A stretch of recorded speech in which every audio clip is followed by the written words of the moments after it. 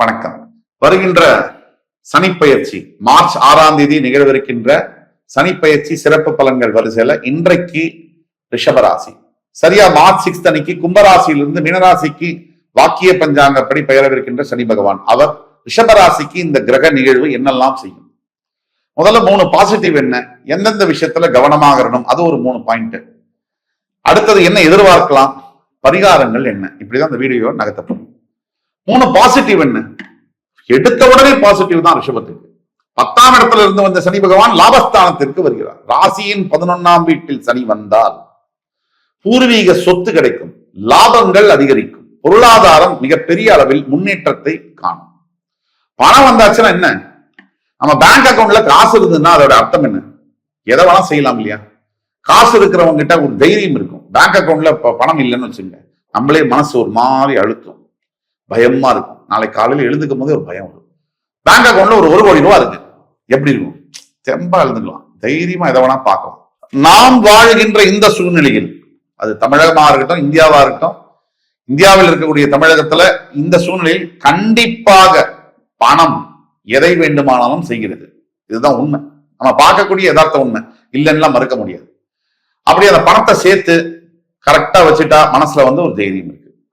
அப்போ லாபஸ்தானத்துல இருக்கக்கூடிய சனி என்ன பண்ணுவார்னா நிறைய பணத்தை கொடுப்பாரு. இதுல ரொம்ப முக்கியமான ஒரு விஷயம், பொறுமையா கவனிங்க. நிறைய பணத்தை கொடுத்துட்டு இடது கை பக்கம் வலது கை பக்கம் நீங்க கரெக்டா இருக்கீங்களான்னு பார்ப்பாரு. அப்படி கரெக்டா இல்லையா, ஏதாவது பிரச்சனை பண்றீங்களா, பணம் வந்துருச்சுன்னு திமிரா இருக்கீங்களா, அகம்பாவம் வருதா, வந்ததுன்னா அடுத்து 7.5 சனி வரும் இன்னும் 2.5 வருஷத்துல. அப்ப நம்மளை பஞ்சர் பண்ணிடுவார். பணம் வந்தாலும் அகம்பாவம் இல்லாம அமைதியாக எளிமையாக வாழ கற்றுக்கொள்ள வேண்டும். அடுத்த பாயிண்ட் என்ன, 11ஆம் வீட்டுக்கு சனி வர்றதுனால கோர்ட்டு கேஸ் ரிஷபராசியில யாருக்காவது இருக்கு, பூர்வீக சொத்து முன்னோர்களுடைய சொத்து இதெல்லாம் இருந்ததுன்னா உங்களை கண்டிப்பா ஃபேவரபிளா அவங்களுக்கு கேஸ் பண்ணும். 3வது பாயிண்ட், இந்த 11ஆம் வீட்டுல இந்த சனி உட்கார்றதுனால மூத்த சகோதர சகோதரிகள் மூலியமாக, அண்ணா அக்கா மூலியமாக பெரிய அளவுல பெனிஃபிட்ஸ் இருக்கும். அக்கா மூலியமா அண்ணா மூலியமா பெனிஃபிட்ஸ் யோசிக்க வேண்டாம், கண்டிப்பா பெனிஃபிட்ஸ் இருக்கும். இதை தவிர சனியுடைய முக்கியமான விஷயம், சனி 3ஆம் பார்வையாக உங்கள் ராசியை பார்க்கிறார். அதனால ராசியில எதுல கவனமாக இருக்கணும்னா, சனியுடைய பார்வை ராசியின் மேல விழுகிறதுனால கொஞ்சம் மெத்தனம் இருக்கும். இன்னைக்கு செய்ய வேண்டிய வேலையை கொஞ்சம் நாளைக்கு பண்ணிக்கலாம், அதெல்லாம் கொஞ்சம் நீ உடம்பு ஏதோ மாதிரி இருக்குல்ல, கொஞ்சம் அசதியா ரெஸ்ட் எடுத்துட்டு 2 நாள் லீவ் போட்டு அப்புறம் போகலாம். ஆபீஸ்ல இருக்கவங்களுக்கும் நம்மளுடைய பெருமை தெரியட்டும், ஆபீஸ்ல இருக்கவங்களுக்கும் நம்மளுடைய பெருமை தெரியட்டும் அப்படின்னு நினைக்க வைக்கும். இதெல்லாம் வெறும் மாயையே, நம்ப வேண்டாம். உங்களோட கடமைய கண்ணில் கருப்பு ரிப்பனை கட்டிட்டு குதிரை ஓடுற மாதிரி பண்ணுங்க.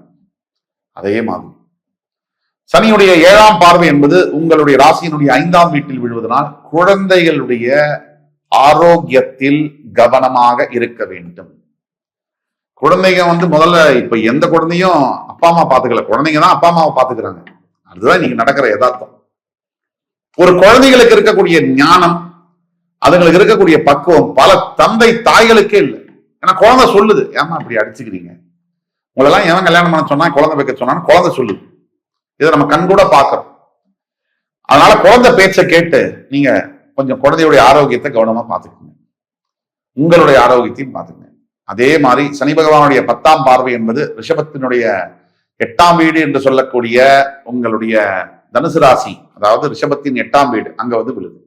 8ஆம் வீட்டின் மேல் உங்களுடைய 9, 10ஆம் அதிபதியுடைய பார்வை விழுவதனால சில நேரங்களில் இந்த வம்பு வழக்கு, வெளி பக்கத்து வீட்டுல ஒரு சின்னதா சண்டை, பங்கஜத்துக்கும் வேற யாரோ மாமிக்கும்.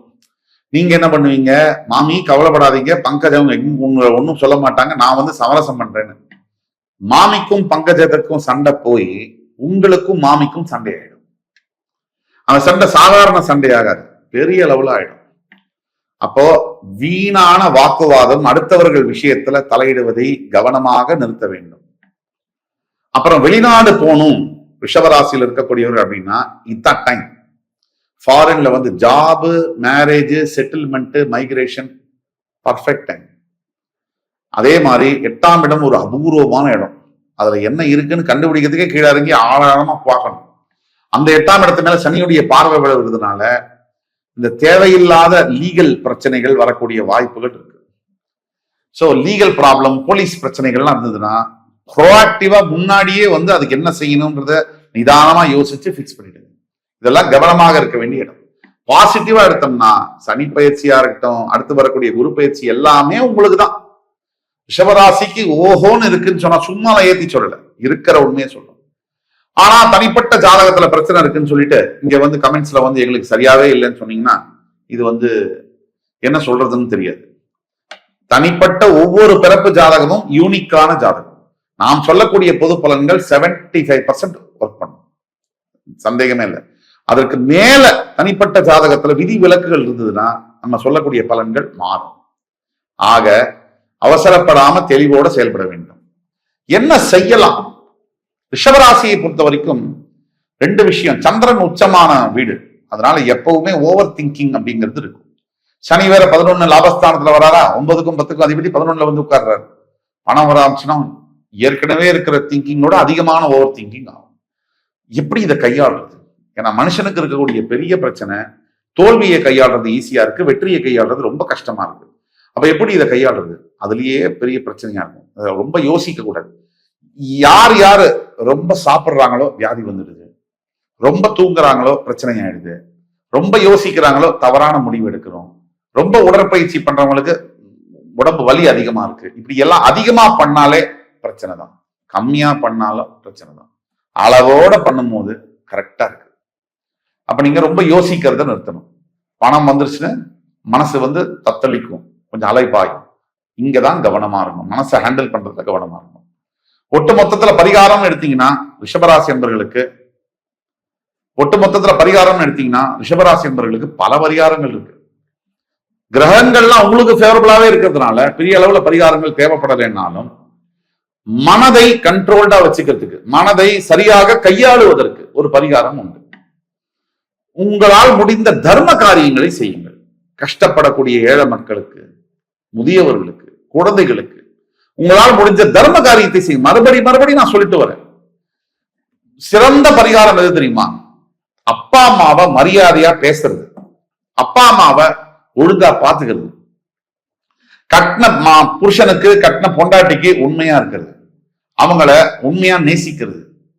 அதே மாதிரி குழந்தைகளுக்கு சரியான தகப்பனா சரியான அம்மாவா இருக்கிறது, தாயா இருக்கிறது. இதுதான் உண்மையான முதல் பரிகாரம். அதுக்கு அடுத்த பரிகாரம் சமுதாயத்துக்கு உங்களால முடிஞ்ச சேவைகள், முடிஞ்சது அளவோட முடிஞ்சது, அதுல 1 இல்ல 2 செய்யறது. இதுதான் அருமையான பரிகாரம். இது அடுத்தபடியாக ஆண்டவன் உங்கள்கிட்ட கேட்கக்கூடிய பரிகாரம் தியானம். தன்னை தான் உணர்வதற்காக இருக்கக்கூடிய பயிற்சி தியானம். அந்த தியான பயிற்சியில நீங்க ஈடுபட்டீங்கன்னு சொன்னா உங்களை ஜெயிக்க யாருமே முடியாது. இது சொல்லும் போது உங்களுக்கு புரியாது. பயிற்சி பண்ணி 96 நாள் தொடர்ந்து தியான பயிற்சியில் ஈடுபடுறவங்களுக்கு நான் சொல்றது என்னன்னு புரியும். 2 இதை தவிர வேற என்ன பரிகாரங்கள் அப்படின்னு நம்ம சொன்னோம்னா, ஈஸ்வரன் கோவில்ல அருகாமையில் இருக்கக்கூடிய பழமையான ஈஸ்வரன் கோவில்ல அந்த கோவிலுடைய புனரமைப்புகளுக்கு, அதாவது எங்கெங்கேயோ சின்ன சின்ன கிராமங்கள்லாம் கூட ஈஸ்வரன் கோவில் பெரிய அளவுல இல்லாம செதஞ்சு போயெல்லாம் கிடக்கு. அந்த மாதிரி கோவில்களை தேர்ந்தெடுத்து அந்த கோவில்களுக்கு உங்களால முடிஞ்ச 2 சிமெண்ட் மூட்டை வாங்கி கொடுங்க, 10 செங்கல் வாங்கி கொடுங்க. அதை சரிப்படுத்துறதுக்கு ஒரு 10 ஃப்ரெண்ட்ஸை சேர்த்து ஒரு முயற்சி பண்ணுங்க, வாட்ஸ்அப் குரூப் ஆரம்பிச்சு. இந்த விஷயங்கள் உங்களுடைய வாழ்க்கையை மிகப்பெரிய அளவில் இமாலய வெற்றியை பெற செய்யும். இந்த எபிசோடு உங்களுக்கு பிடிச்சிருக்கும்னு நம்புறேன். அடுத்து வரும் எபிசோட்ல வேறொரு நிகழ்ச்சியில மறுபடியும் உங்களை எல்லோரையும் சந்திக்கும் வரை உங்களிடம் விடைபெறுவது உங்கள் சுபாஷ் பாலகிருஷ்ணன். நன்றி, வணக்கம், வாழ்க வளமுடன்.